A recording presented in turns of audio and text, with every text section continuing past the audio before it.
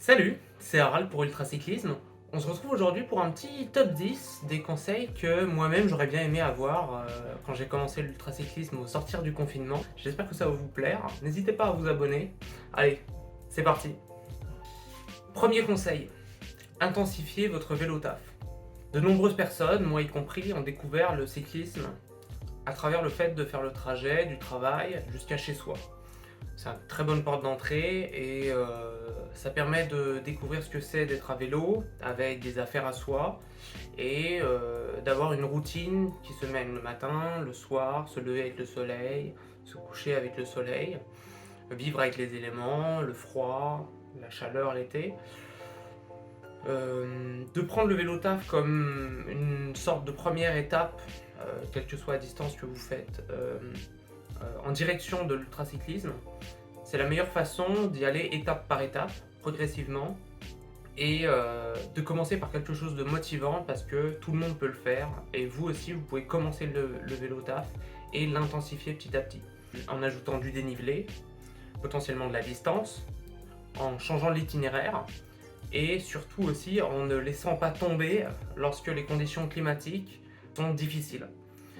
Deuxième conseil, qui s'enchaîne avec le premier, c'est le fait de prolonger les distances, mais progressivement. Pour beaucoup de personnes, le premier 100 km, et ça peut être aussi le premier 30 km, 50 km, c'est très très important mentalement pour savoir ce dont on est capable.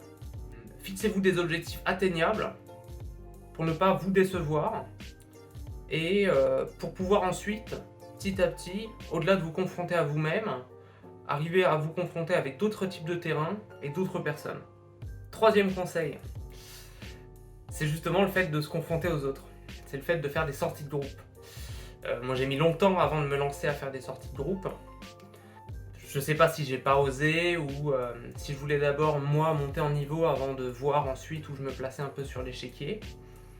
Mais quoi qu'il en soit, le fait de faire des sorties avec les autres, ça permet de voir où on se positionne en termes de capacité de grimpeur sur le plat, en termes de matériel, et aussi et surtout d'échanger avec des personnes et de rencontrer des personnes qui potentiellement ont fait peut-être la même chose que vous voulez faire.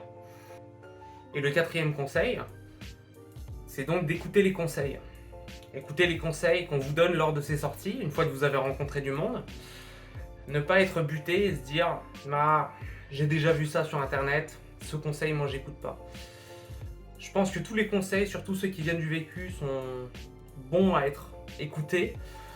Moi une fois un ami qui se reconnaîtra m'avait conseillé, quand je suis allé voyager en Espagne à vélo, de boire de l'eau chaude pour se réhydrater, et il me disait que c'était plus efficace que le fait de boire de l'eau fraîche. J'ai testé, pour moi ça n'a pas marché, j'ai détesté et je suis très vite repassé à de l'eau fraîche et à des coca frais. Cependant, ça se trouve pour vous ça marche. Et sans écouter ces conseils et tester ces conseils, vous ne pouvez pas savoir si un conseil peut être bon et peut vraiment changer la donne dans votre pratique du vélo et augmenter ainsi le plaisir que vous prenez. Cinquième conseil, c'est le fait de tester vos limites une par une. Pour moi, une de mes limites, ça a été justement de me confronter aux autres. C'est pour ça que je voulais monter en niveau avant de le faire. Cependant, pour d'autres personnes, le fait de tester ses limites, c'est de rouler sous la pluie. C'est de faire son premier 1000 mètres de dénivelé sur un itinéraire. De dépasser par exemple une certaine distance, 500 km comme on l'a dit avant. Placer les bagages sur le vélo pour une première fois.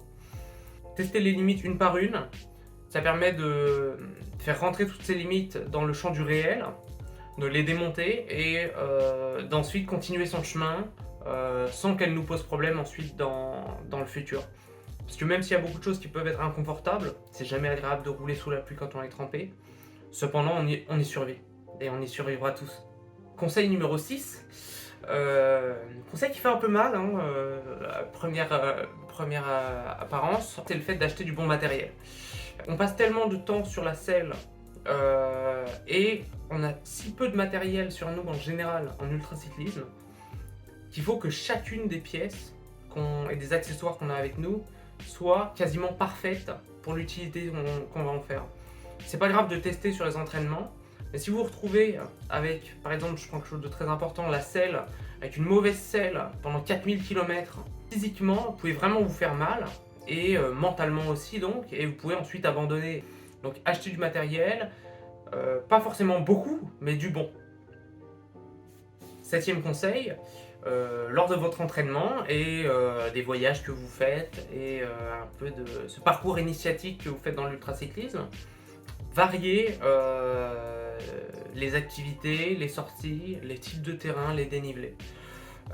N'hésitez pas à tester de faire des sorties 100% ou quasiment 100% dénivelées, où vous partez dans les Alpes 2 jours et vous faites que monter, descendre.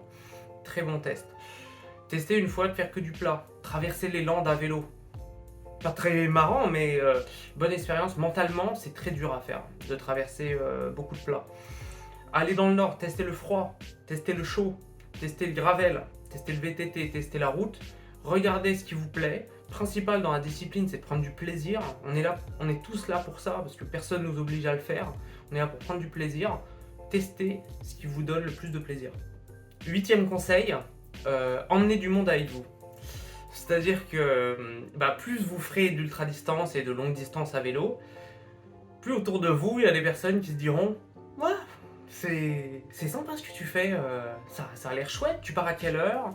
Enfin, poseront beaucoup de questions, auront beaucoup de curiosité à votre égard. Et le fait de les inciter petit à petit, de les accompagner dans ce parcours initiatique, un peu comme du mentorat, où c'est très bienveillant, et en plus de ça, vous aussi, ça vous pousse à aller plus loin, parce que très souvent on découvre que les personnes qui nous accompagnent sur les trajets sont parfois même meilleures que vous au bout de quelques semaines à peine sur du dénivelé, ou à résister mentalement à des fortes chaleurs.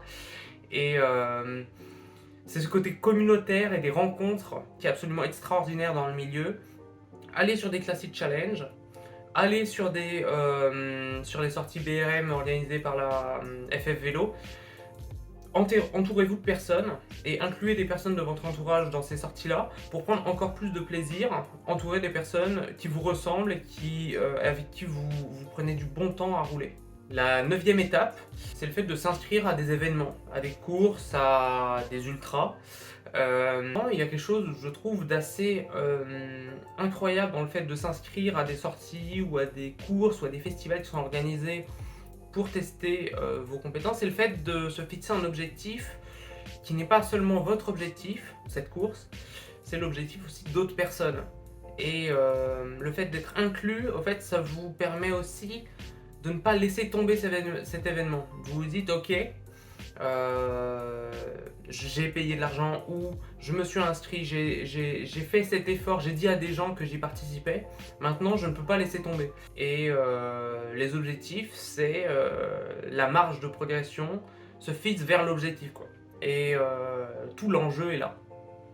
Bon, et le 10e conseil que je peux vous donner, c'est de partager tout ça avec les gens que vous aimez. Incluez votre copine, incluez vos proches, regardez autour de vous les personnes qui aiment faire du vélo ou qui sont intéressées, parlez-en autour de vous. Le vélo est tellement libérateur et tellement fédérateur que je ne peux que vous encourager à emmener le plus de personnes avec vous dans ce bel itinéraire cyclable vers le futur. Bon, et peut-être un dernier conseil, abonnez-vous à ultracyclisme.fr. C'est peut-être un conseil un peu bidon, mais plus on est sur cette chaîne, plus ça permet d'avoir un retour d'expérience, d'avoir des conseils et d'échanger. Donc on a une page Facebook, on a un Twitter, on a un site web ultracyclisme.fr et la chaîne YouTube ici. Abonnez-vous pour les prochaines vidéos et on se retrouve sur le vélo.